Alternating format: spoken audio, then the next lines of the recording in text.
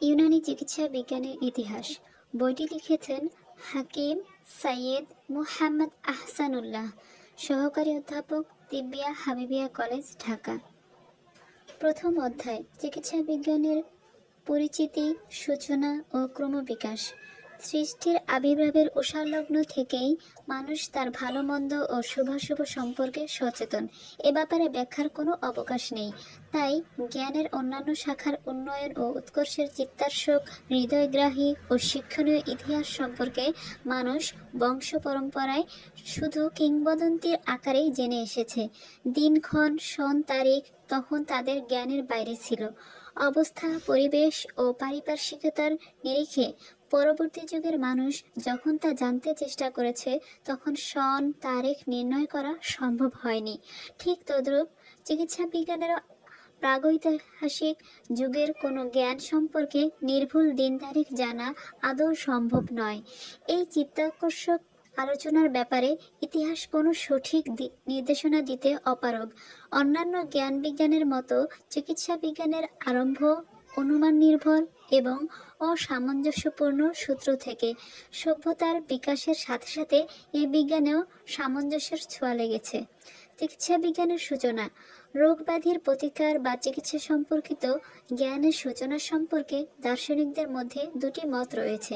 প্রথম মত পোষণকারী প্রাচীন দার্শনিকগণের মতে পৃথিবী কাদিম তথা অনাদি এবং তার চিকিৎসা বিজ্ঞানেও অনাদি বলে আখ্যায়িত করেন, কেননা সর্বযুগেই তা মানব গোষ্ঠীর জন্য প্রয়োজন ছিল।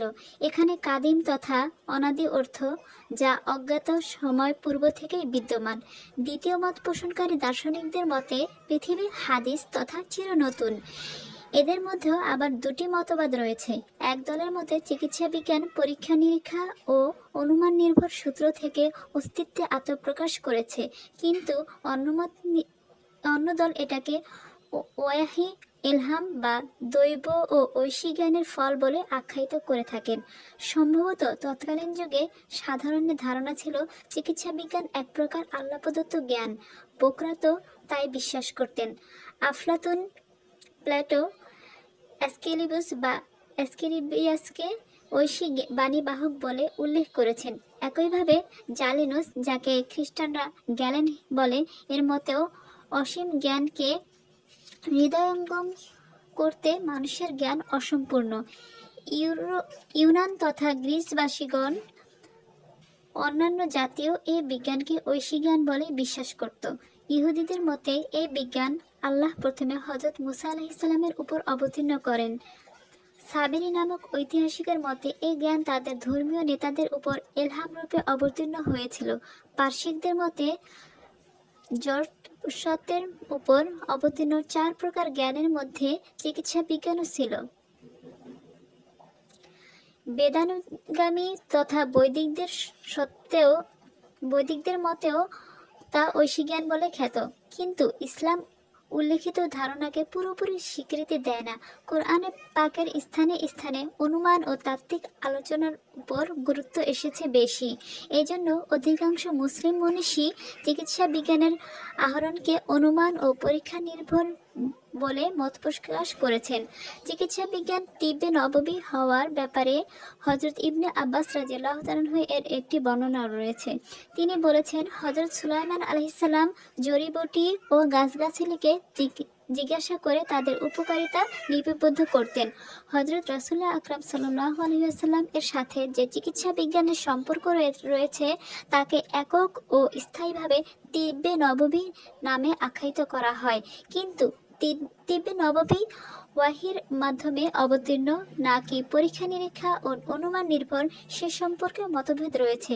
ঐতিহাসিক আবু জাবের মাগরিবির মতে তিব্বে নববী অন্য কোনো চিকিৎসা বিজ্ঞানের সাথে সম্পর্ক রাখে না, কেননা তা ওয়াহি হযরত সাল্লাল্লাহু আলাইহি ওয়াসাল্লাম এর আত্মা ও জ্ঞান থেকে এর আবির্ভাব।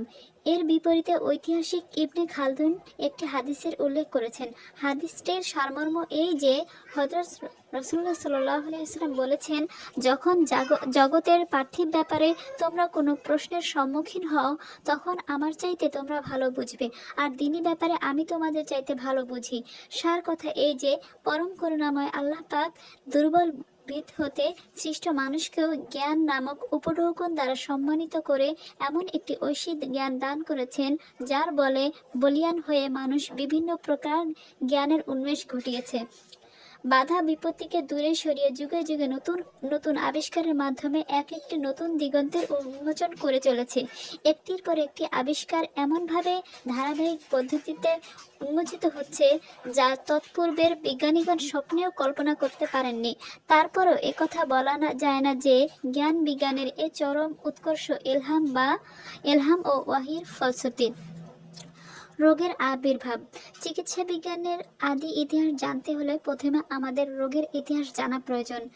স্যার আর্থার ক্যালেথের মতে মানুষ হজরত ঈসা আলাইহিসসালামের জন্মের 3,50,000 বছর এবং অন্যান্য নৃতত্ত্ববিদদের মতে 3 লক্ষ বছর পূর্ব থেকে এই পৃথিবীতে বসবাস করে আসছে। আবু জাবের মাগরেবি চিকিৎসা বিজ্ঞানকে ঐশী জ্ঞান প্রমাণ করতে গিয়ে এমন একটি উদাহরণ উপস্থাপন করেছেন যে সূচনা থেকেই মানুষের চিকিৎসা বিষয়ক সাহায্যের প্রয়োজন হয়ে পড়েছিল। আর্য অনুগামীদের ধারণা সভ্যতা বিকাশের পূর্বে রোগশোকের বালাই ছিল না, কিন্তু প্রকৃতি বিজ্ঞানীদের ধারণা উল্লেখিত মতের সম্পূর্ণ বিপরীত। তারা পরীক্ষা নিরীক্ষা দ্বারা প্রমাণ করেছেন যে আজ থেকে 1,50,00,000 বছর পূর্বের রোগের জীবাণু এখনও দেখতে পাওয়া যায়। মোট কথা, স্বীকার করতে হবে যে রোগের জন্ম মানুষের জন্মেরও পূর্বে। কোনো কোনো বংশ বিলুপ্ত পশুর শিলাসমূহ হাড়ের অর্বুদজনিত রোগের চিহ্ন এখনও দৃষ্টিগোচর হয়। প্রফেসর মানবেন্দ্রনাথ রায় অনুমান করেন যে এ প্রকার রোগ সৃষ্টির পূর্বে হাড়ের প্রদাহ হতো। তিনি আরও জানিয়েছেন যে আজ থেকে 80 লক্ষ বছর পূর্বে এই রোগটির আবির্ভাব ঘটেছিল। বার্নার্ড রিনাল্ডের গবেষণায় প্রমাণিত হয়েছে যে সে যুগে কোনো কোনো পশুর শিলাসমূহ হাড়ে অনুকণিকা ও যুগল অনুকণিকা কুরাইয়াতে জাউজিয়া পাওয়া যেত। একটি প্রশ্ন, রোগ সর্বপ্রথম মানুষের উপর কবে আক্রমণ করেছে? উত্তর যদিও কষ্টসাধ্য বটে, তবে এখন পর্যন্ত বিভিন্ন সূত্র দ্বারা প্রমাণিত হয়েছে তার সাহায্যে এ প্রশ্নের উত্তর খুঁজে পাওয়ার চেষ্টা করা যায়। আমরা এক্ষেত্রে নৃতত্ত্ববিদ্যার সাহায্য নিতে পারি। 1891 সালে ডাক্তার ডুবার্স জাভায় যে শিলাতুল্য হাড় আবিষ্কার করেছেন, উক্ত হাড় এ পর্যন্ত সংগৃহীত হাড়সমূহের মধ্যে প্রাচীনতম বলে ধরা যায়। তার মধ্যে একটি মাথার খুলি, একটি উরুদশের হাড় ও 3টি দাঁত রয়েছে। স্যার আর্থার ক্যানেথের অনুমান এই গরিলা 3,50,000 বছর পূর্বের হয়ে থাকবে। কিন্তু এ প্রথম জীবটিও আশ্চর্যজনকভাবে রোগ থেকে মুক্ত ছিল না। তার উরুদেশের হাড়ে একটি বর্ধিত অংশ দেখা গেছে।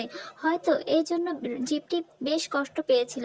হাড়ের বর্ধিত অংশটুকু বর্তমানেও দেখা যায়। উরুর উপরে বেশি চাপ পড়ার জন্য হয়তো এ বর্ধিত অংশটি সৃষ্টি হতে পারে। প্রস্তর যুগ আমাদেরকে মজ্জাগত প্রদাহ, ইলতেহাবে ফেকারাত, পৃষ্ঠ দুর্বল্য, দেহাশে বক্র ও কঠিন হওয়া, মাথার খুলির ক্ষত, সন্ধি প্রদাহ ইত্যাদি বিভিন্ন প্রকার রোগ সম্পর্কে জানার সুযোগ করে দেয়। বিখ্যাত রোগ তত্ত্ববিদ মিস্টার ভেরচো প্রস্তর যুগের কোনো একটি হাড়ের পরীক্ষা করে সন্ধি প্রদাহ, এলতেহাবে, মাফাসেল সহ বেশ কয়েকটি রোগের বিস্তারিত বর্ণনা দিয়েছেন। যদিও দাঁতের রোগ তৎকালীন সময়ে তেমন ছিল না, তবে উদাহরণ দ্বারা প্রমাণ পাওয়া যায় যে দন্তক্ষয় ও মারি ফোলা, ওয়ার্মেলিসা এবং ক্ষতজনিত রোগ তখনও দেখা যেত। অনুমান ও সম্ভাব্যতা। সর্বপ্রথম যখন মানুষের উপর রোগের আক্রমণ হয়েছিল, তখন সম্ভবত তাদের উপর বেশ আশ্চর্যজনক প্রতিক্রিয়া সৃষ্টি হয়েছিল। এমত অবস্থায় তারা প্রকৃতির পরিবর্তনের ফলে নিরুপায় হয়ে অভূতপূর্ব অবস্থায় নিপতিত হয়েছিল। কুরআনের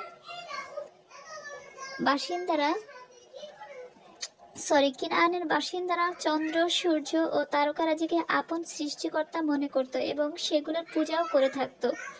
বিদ্যুতের চমক, মেঘের গর্জন, তুফান, জলোচ্ছ্বাস ও শিলাবৃষ্টিকে কুওয়াতে কাহার তথা প্রলয় শক্তির ধ্বংসলীলা বলে মনে করত। তাই এই প্রলয় থেকে বাঁচার জন্য পাহাড়ের গুহায় বা প্রকাণ্ড গাছের খোলের মধ্যে তারা আশ্রয় নিতে বাধ্য হতো। এমত অবস্থায় বাঁচার পর হয়তো তাদের দেহের কোনো অংশে ব্যথা অনুভব করে এক নতুন ধরনের অবস্থায় আক্রান্ত হতো। তারা হয়তো তখন অনুভব করত যে কোনো ভয় ভীতি সঞ্চারিত হয়ে অশরীরী আত্মা তাদের দেহে ভর করেছে।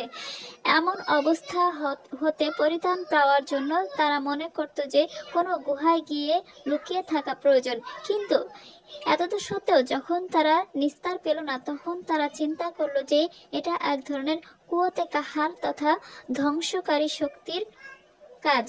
ফলে তারা দিনে সূর্যকে এবং রাতে চাঁদ ও তারকারাজিকে পূজা ও অর্চনা করতে শুরু করলো। তারপর কান্নাকাটি করলো, তারা নিজেদের অপরাধের ক্ষমা ভিক্ষা চেয়ে প্রার্থনা করত। এমন অবস্থায় যখন তাদের ব্যথার কিছু উপশম অনুভব করত, তখন হয়তো তাদের বিশ্বাসের ভিত আরো মজবুত হতো। ইতিহাস পাঠে আমরা দেখতে পাই যে প্রাথমিক যুগে মানুষ একরকম সংশয় জীবনযাপন করত। রোগ যন্ত্রণা থেকেই প্রেতাত্মা ও জাদুর চিন্তার উদ্ভব। পূর্ব উত্তর স্পেনের গুহাসমূহের বিচিত্র চিত্রই এ বিশ্বাসের সাক্ষ্য বহন করে। আজ থেকে 12,000 বছর পূর্বে মানুষ শিকারের ব্যাপারেও জাদুর প্রভাবে প্রভাবিত হতো। এমনকি তারা দৈনন্দিন আহার বিহারেও জাদুর প্রভাব আছে বলে মনে করত। এমত অবস্থায় রোগের উৎপত্তি ও চিকিৎসায় কুপ্রভাব কুদৃষ্টির বিশ্বাসে ক্রমান্বয়ে তারা আরও বদ্ধমূল হয়ে পড়ল। ডাক্তার ইভান ও ডাক্তার ম্যারি লিখেছেন যে প্রাচীন যুগে রোগ ও ক্ষতকে জাদুর প্রভাব বলে মনে করা হতো। সুতরাং ধর্মগুরুদের কাছ থেকে ঝাড়ফুঁক নেওয়া শুরু করলো। প্রাথমিক যুগ অতিবাহিত হওয়ার পর যখন প্রভাবশালী লোকদের হাতে ক্ষমতা কেন্দ্রীভূত হলো বা ন্যায়বান মানুষকে যখন সাধারণ মানুষ নিজেদের নেতা বলে স্বীকার করে নিল, ঠিক তখন থেকে রাজা বা বাদশাহ হওয়ার প্রচলন শুরু হয়। মানুষের মধ্যে বিশ্বাস সৃষ্টি হলো যে ব্যক্তি সর্বাধিক ক্ষমতার অধিকারী হয় কেবল সেই বাদশাহ বা রাজা হতে পারে। কাজেই তার সম্পর্কেও সকল মঙ্গলামঙ্গলের সহায়ক বলে মনে করা হতো। ঐতিহাসিক ইবনে উসাইবা লিখেছেন যে চিকিৎসা বিজ্ঞানের শুরু ইয়েমেন ও বেবিলনের জাদুকরদের দ্বারা শুরু হয়েছে বলে কেউ কেউ বলে থাকেন। কেননা প্রাগৈতিহাসিক যুগে উল্লেখিত স্থান দুটিতে জাদুবিদ্যা চরম উৎকর্ষ লাভ করেছিল। তাই জাদুকরদের নিকট মানুষ রোগ শোক থেকে পরিত্রাণের আশায় আসা যাওয়া করত।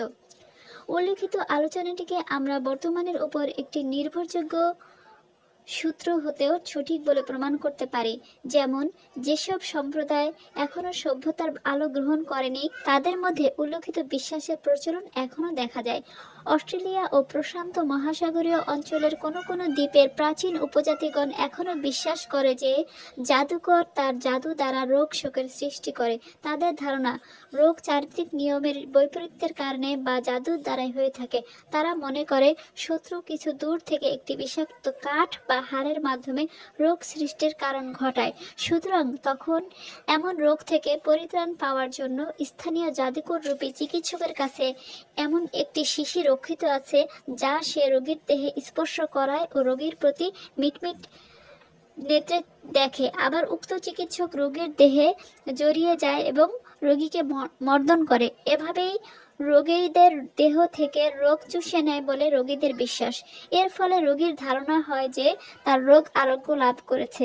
পক্ষান্তরে চিকিৎসক যদি কোনো কারণে উক্ত কাজ থেকে বিরত থাকতো, তবে রোগীর নিজ জীবনের প্রতি নিরাশ হয়ে মৃত্যুর জন্য অপেক্ষা করত।